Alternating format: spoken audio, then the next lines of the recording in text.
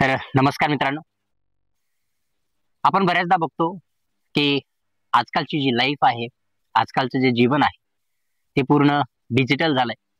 आणि या डिजिटल लाईफमध्ये जसे की मोबाईल वापरणं, त्यानंतर कम्प्युटरवरती काम करणं हे खूप जास्त वाढलंय. आणि त्याचबरोबर या सगळ्या धावपळीमध्ये, या जगण्याच्या स्पर्धेमध्ये आपला जो ताणतणाव आहे तो खूप जास्त वाढला आहे. आणि याच ताणतणावामुळे आपल्याला रात्री नीट झोप येत नाही.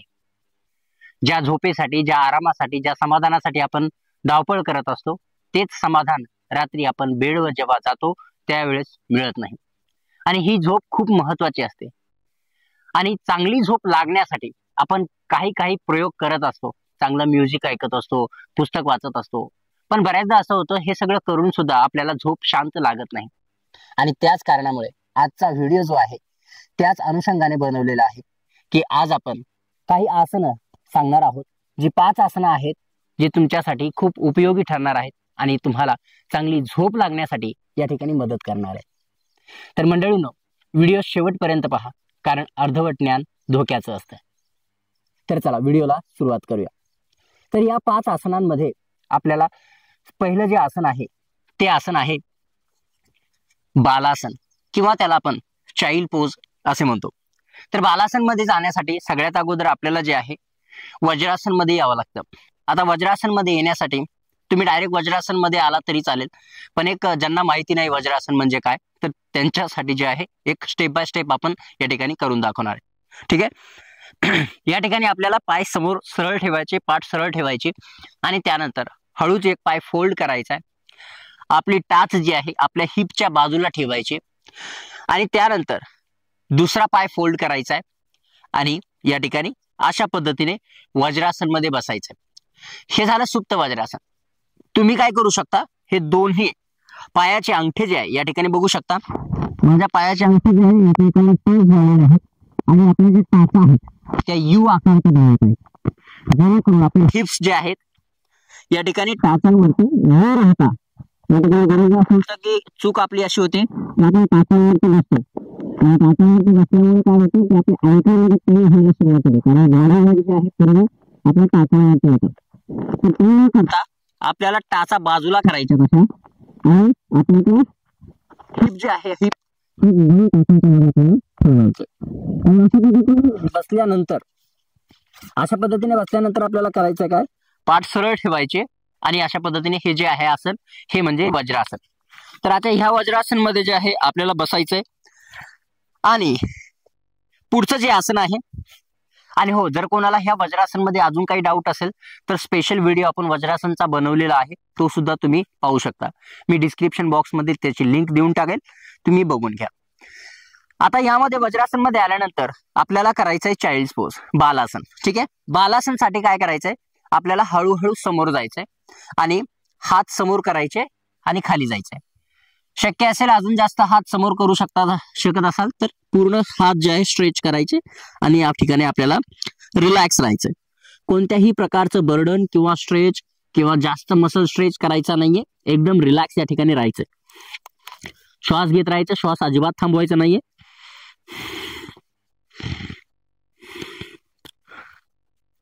काही क्षण येथे या ठिकाणी थांबल्यानंतर श्वास घेत आपल्याला परत यायचंय आणि रिलॅक्स करायचं. ठीक आहे. तर यामध्ये कोणकोणत्या डिफिकल्टीज येतात वज्रासन करताना, काय काय अडचणी येऊ शकतात, त्या सुद्धा आपण त्या व्हिडिओमध्ये, जसं मी अगोदर सांगितलं, तो व्हिडिओ खूप या ठिकाणी माहितीपूर्ण आपण बनवलेला आहे अगोदरचा, जो की चाइल्ड पोजचा आहे. ठीक आहे. ज्या ठिकाणी तुम्ही पूर्ण माहिती घेऊ शकता की तुमच्या नी मध्ये प्रॉब्लेम असेल, तुमच्या अँकल मध्ये प्रॉब्लेम असेल, किंवा तुम्हाला वज्रासन मध्ये बसता येत नसेल तर काय करायला पाहिजे, हे सुद्धा आपण त्या ठिकाणी माहिती दिलेली आहे. आता हे झालं पहिलं आसन, जे आपल्याला झोप आणण्यासाठी, रिलॅक्स करण्यासाठी, आपल्याला मसल जे आहे रिलॅक्स होण्यासाठी हे आसन एकदम उत्तम आहे. ठीक आहे. तर ही जी 5 आसनं आहेत ही तुम्हाला बेडवर झोपण्या अगोदर या ठिकाणी करायची. ठीक आहे. म्हणजे असं नाही की आता बऱ्याचदा होतं की तुम्ही म्हणताल आमचं जेवणच बेडच्या, म्हणजे ज्यावेळेस आमचा बेड टाइम असतो, झोपाचा टाइम असतो, त्याच वेळेस आमचं जेवण होतं आणि जेवण झाल्या आम्ही झोपायला येतो. तर तसं अजिबात करू नका. तुमच्या जेवणामध्ये आणि ह्या 5 आसनांमध्ये गॅप असला पाहिजे 3 ते 4 तासांचा. म्हणजे तुम्ही जर 7 वाजता जर 7 वाजता जर जेवण करत असाल तर अतिउत्तम आहे. पण यामध्ये अडचण अशी येऊ शकते की या ठिकाणी तुम्हाला अडचण अशी येऊ शकते की तुमचा जो जेवणाचा टाइम आहे आणि एक्सरसाइज म्हणजे ही जी आसनं आहेत ती करण्याचा टाइम, तर एक करू शकता. जर रात्री होत नसेल तर तुम्ही दिवसा सुद्धा म्हणजे सकाळी उठल्यानंतर ही आसनं करू शकता. असं काही नाही की तुम्ही रात्रीच करावं असं काही नाही. तुम्ही जर सकाळी जरी केली तर त्याचा इफेक्ट जो आहे तेवढाच तुम्हाला त्या ठिकाणी मिळणार आहे. ठीक आहे. तर हे झालं पहिलं आसन. यानंतर दुसरं जे आसन आहे ते म्हणजे बद्ध कोणासन, ज्याला आपण बटरफ्लाय पोज सुद्धा या ठिकाणी म्हणतो. तर त्यासाठी जसे आपण पायांना सरळ ठेवतो सुरुवातीला तसं ठेवायचंय आणि या ठिकाणी आपल्याला काय करायचं, पाय फोल्ड करायचे आणि अशा पद्धतीने आपल्या पायांचे तळवे जे आहेत या ठिकाणी जोडून घ्यायचे. अशा पद्धतीने जेवढं तुम्हाला जोडता येईल. यामध्ये काही चुका होतात त्या मी आता या ठिकाणी सांगणार आहे. तरी या आसनामध्ये बऱ्याचदा आपल्याला वाटतं की आपलं जे गोल आहे या आसनामध्ये ते म्हणजे आपले पाय आपल्याकडे जास्त खेचण्याचा किंवा जास्त जवळ असण्याचा. ठीक आहे. तर नाही. तर यामध्ये आपलं पहिलं गोल असलं पाहिजे की आपली जी पाठ आहे, आपली जी स्पाइन आहे ती सरळ असली पाहिजे. ठीक आहे. तुम्ही पाय किती जवळ घ्या किंवा लांब ठेवा, पाठ सरळ असणे खूप गरजेचे आहे. जर या ठिकाणी तुम्ही पाय तुमच्या सोबत जवळ ठेवले आणि तुम्ही जर हे आसन अशा पद्धतीने करताय, हा जो पाठीचा भाग दिसतोय तुम्हाला, तर हे चुकीचं आसन आहे. कारण यामध्ये आपल्याला रिलॅक्स होण्यासाठी वेळ मिळत नाही. यामध्ये तुम्ही बघू शकता आपले ऍब्डोमिनल मसल किंवा आपलं पोट जे आहे पूर्ण कॉन्ट्रॅक्ट झाले.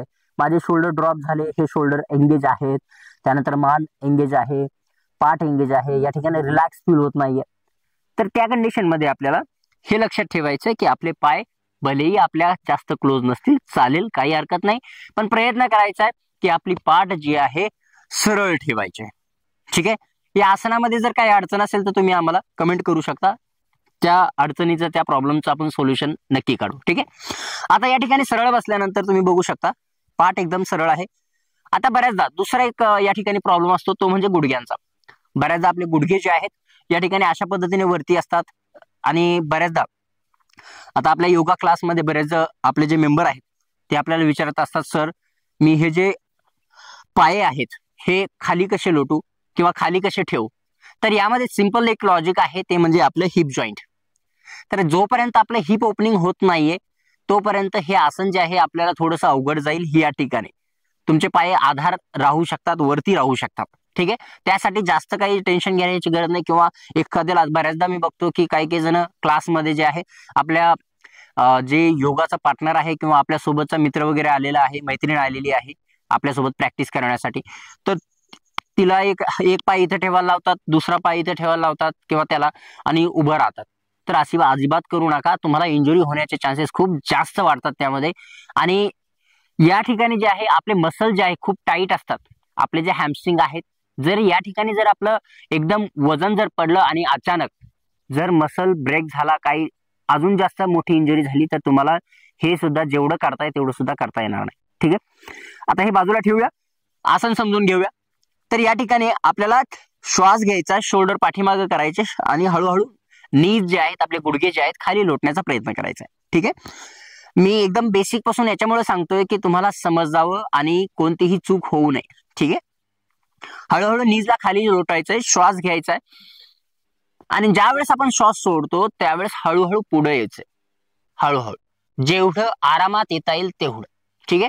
त्यानंतर तुम्हाला जाणवेल की या ठिकाणी हॅमस्ट्रिंगच्या ठिकाणी तुम्हाला स्ट्रेच जाणवतोय, त्यानंतर गुडघ्यांच्या ठिकाणी सुद्धा जाणवतोय अशा पद्धतीने. त्यानंतर आपली लोअर बॅक जी आहे त्या ठिकाणी सुद्धा, आणि काहींना जे आहे मसल कॉन्ट्रॅक्शन जाणवेल ते म्हणजे ऍब्डोमिनलला. ठीक आहे. तर या ठिकाणी हळूहळू खाली जायचंय, जेवढं जाता येईल तेवढं, आणि होल्ड करायचं.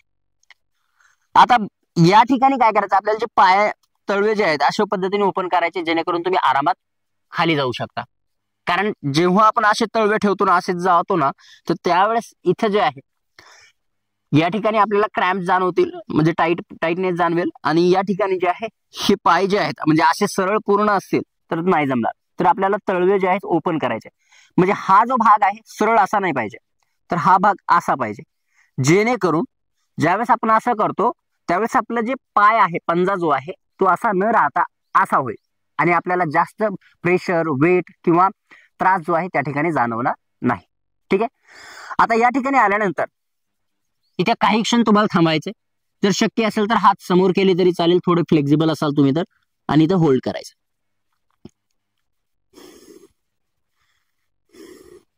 काही क्षण, काही सेकंद तुम्ही या ठिकाणी थांबायचंय आणि परत यायचंय. श्वास घेत परत यायचंय आणि हळूहळू पाय सरळ करायचे. ठीक आहे.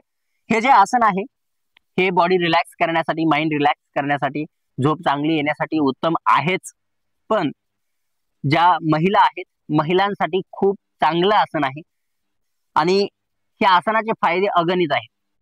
त्यामुळे फक्त झोप चांगली लागावी म्हणून हे आसन नाहीये, तर असे अनेक फायदे आहेत ज्यामध्ये हे आसन कामी येऊ शकतं. त्यामुळे हे आसन आहे ते रेग्युलर तुम्ही करू शकता. ठीक आहे. आता या ठिकाणी आपण 2 आसने पाहिलेले आहेत. आता जे तिसरं जे आसन आहे, तर तिसरं आसन आहे आपल्याला झोपून करायचंय, ते म्हणजे विपरीत करणे. ठीक आहे. विपरीत करण्यासाठी जे आहे अशा पद्धतीने आपल्याला पाठीवरती झोपायचंय. यानंतर हळूहळू आपल्याला पाय वरती घ्यायचे आणि पाय वरती घेतल्यानंतर हळूहळू आपल्याला हिप्स वरती घ्यायचे. ठीक आहे. आता हिप्स वरती आल्यानंतर आता या ठिकाणी जे आहे इथं या ठिकाणी तुम्हाला बोन जाणवेल, तर हे जे हाड आहे त्या हाडावरती आपल्याला जे आहे आपल्या तळहात ठेवायचा आणि अशा पद्धतीने आपल्याला पाय वरती घ्यायचेत. जेवढं शक्य असेल तेवढंच काही क्षण थांबायचंय, रिलॅक्स करायचंय आणि परत यायचंय. ठीक आहे. एकदम आरामात परत यायचंय. एकदम बॉडीला हाड दिशी खाली सोडायचं नाहीये. त्यानंतर आता यामध्ये बऱ्याचदा असं होतं, काहींना जर स्पॉन्डिलिसिस, स्पॉन्डिलायटिस किंवा मानेचा, थोडक्यात सांगायचं तर मानेचा त्रास असेल, शोल्डरचा त्रास असेल, लोअर बॅकचा त्रास असेल, त्यांनी खूप आरामात करायचं आहे. ठीक आहे हे आसन. त्यानंतर प्रेग्नंट महिला असतील, त्यानंतर ज्यांची मासिक पाळी सुरू असेल किंवा मेन्स्ट्रुअल सायकल सुरू असेल, त्यामध्ये जे आहे तुम्हाला अवॉइड करायचं. ठीक आहे. यानंतर हे जर आसन तुम्ही पूर्णतः करू शकत नसाल काही कारणास्तव, तर या आसनामध्ये अल्टरनेटिव्ह आसन म्हणजे फक्त तुम्हाला पाय वरती घ्यायचे, हिप्सला वरती उचलायचं नाही. मी ते दाखवतो कसं करायचंय. आणि दुसरं एक ऑप्शन आहे ते म्हणजे जी भिंत असते आपली घराची, फक्त त्या भिंतीला जे आहे तुम्ही पाय लावून ठेवू शकता, त्याने सुद्धा खूप फायदा होतो. ठीक आहे. तर मी जर समजा आपण विपरीत करणे करू शकत नसोल, हिप्सला उचलू शकत नसोल, तर अशा पद्धतीने फक्त तुम्हाला पायांना स्ट्रेट करायचंय आणि स्ट्रेट केल्यानंतर आपल्या पायांची बोटे आपल्याकडे असतील आणि या ठिकाणी होल्ड करायचंय. जर तुम्ही पाय सरळ ठेवू शकत नसाल, तुम्हाला मदतीची गरज असेल, तर तुम्ही वॉलच्या बाजूला जाऊ शकता. हिप्स जे आहेत आपल्या वॉलला टच करू शकता आणि नंतर हळूहळू पाय वरती घेऊ शकता. ठीक आहे. अशा पद्धतीने रिलीज करायचे आणि रिलॅक्स करायचे. आता विपरीत करणे झालेली आहे आणि यामध्ये आपण अल्टरनेटिव्ह जे आसन आहे ते सुद्धा बघितलेलं आहे. आता यानंतर जे आसन आहे ते म्हणजे मच्छिंद्र आसन. म्हणजे या ठिकाणी आपल्याला काय करायचंय, मत्स्येंद्र आसन जे आहे ते आपल्याला झोपून करायचंय. याला सिंपल आपण जे नाव देऊ शकतो ते म्हणजे सुप्त वक्रासन, ट्विस्टिंग पोज, जी काय झोपून आहे. तर यामध्ये आपल्याला करायचंय काय, तर अशा पद्धतीने झोपायचंय. झोपल्यानंतर एक पाय फोल्ड करायचा आहे, आपला जो पाय सरळ आहे त्याचा गुडघा आणि अपोजिट पायाचा घोटा, हा जो भाग आहे अँकल, ज्याला इंग्लिश मध्ये म्हणतो अँकल, तर हा अँकल आणि अपोजिटचा नी एका लाईन मध्ये असला पाहिजे. दुसरं, आपल्या हातांची बोटे तुम्ही या ठिकाणी अशा पद्धतीने करू शकता, नाही तर अशा पद्धतीने तुम्ही जे आहे हात स्ट्रेट ठेवू शकता जमिनीला समांतर, तुम्हाला जे व्यवस्थित वाटेल ते. या ठिकाणी ठेवल्यानंतर आपल्याला काय करायचं, हा जो वरचा गुडघा आहे तो अपोजिट साईडला गेला पाहिजे. अशा पद्धतीने आपल्याला ट्विस्ट करायचं आहे, हळूहळू ट्विस्ट व्हायचंय. ठीक आहे. असं जर होत नसेल तर तुम्ही हाताची मदत घेऊ शकता आणि याला ठिकाणी हळूहळू प्रेस करण्याचा प्रयत्न करू शकता. हात तुमच्या मानेच्या खाली, डोक्याच्या खाली किंवा सरळ असेल आणि हा जो पाय आहे त्या पायाच्या दिशेला अपोजिटला बघायचंय. रिलीज करायचंय आणि रिलॅक्स करायचंय. सेम आपल्याला दुसऱ्या बाजूने सुद्धा करायचंय. आता यामध्ये काळजी घेण्याची जी गोष्ट आहे ती म्हणजे आपली कंबर, पाठ. ज्यावेळेस तुम्ही ट्विस्ट करता त्यावेळेस लक्ष ठेवायचंय की आपला श्वास थांबला नाही पाहिजे. ज्यावेळेस तुमचा श्वास थांबेल आणि एकदम तुम्ही ट्विस्ट कराल तर तुम्हाला त्रास होईल, क्रॅम्प्स येण्याची शक्यता आहे आणि या ठिकाणी मसल पूल किंवा मसल पेन होण्याची शक्यता जास्त असते. त्यामुळे जेव्हा केव्हा तुम्ही हे आसन करता त्यावेळेस किंवा कोणतंही आसन करता त्यावेळेस तुम्हाला लक्ष ठेवायचं की तुमची जी ब्रिदिंग आहे ती कंटिन्यू असली पाहिजे. जसं आपण मागच्या व्हिडिओमध्ये सांगितलं की आपल्या ब्रिदिंग वरती आपलं लक्ष असलं पाहिजे, जेणेकरून मसल क्रॅम्प, इंजुरी आणि त्यानंतर एकाग्रता, म्हणजे आपण या ठिकाणी प्रत्येक आसनामध्येच राहू, आजूबाजूला जाणार नाही. ठीक आहे. तर त्यासाठी एका ठिकाणी राहण्यासाठी मनाने आणि दुसरी गोष्ट म्हणजे आपल्या बॉडीची काळजी घेण्यासाठी, ह्या दोन गोष्टी खूप इम्पॉर्टंट आहे ब्रीदिंग मध्ये. तर अशा पद्धतीने हे जे सुप्त मत्स्येंद्र आसन आहे किंवा ज्याला आपण सुप्त वक्रासन सुद्धा म्हणू, ते आसन करायचंय. आणि हे आसन झाल्यानंतर जे पाचवं आसन आहे ते म्हणजे शवासन. हा, खुश झाले. ठीक आहे. तर शवासन जे आसन आहे खूप महत्वाचं आहे. आणि शवासन आसन करताना फक्त झोपायचं म्हणून झोपायचं नाहीये, तर आपली बॉडी अशी रिलॅक्स सोडायची आहे. तुम्हाला तर माहिती आहे, शव म्हणजे मृत व्यक्ती किंवा ज्याला आपण शुद्ध मराठीमध्ये मढ म्हणतो.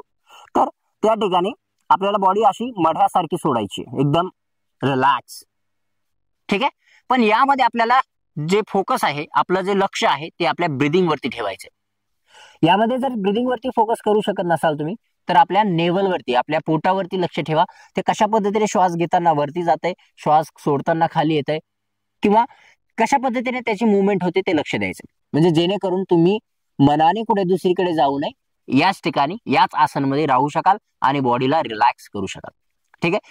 तर यामध्ये करायचं काय, ज्यावेळेस आपण शवासन मध्ये झोपतो तर सरळ पाय ठेवायचे नाहीये किंवा बॉडी अशी जखडून ठेवायची नाही, सावधान स्थितीमध्ये नाहीये, तर तुम्ही विश्राम स्थितीमध्ये आहात. म्हणजे तुम्हाला पायांमध्ये अंतर ठेवायचं आणि पाय एकदम असे रिलॅक्स राहतील.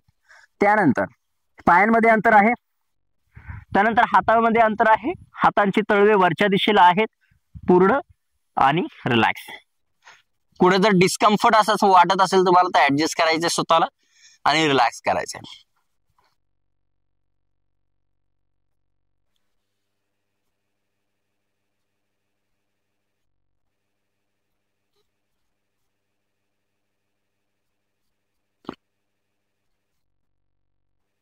ओके. हळूच परत यायचंय आणि रिलॅक्स.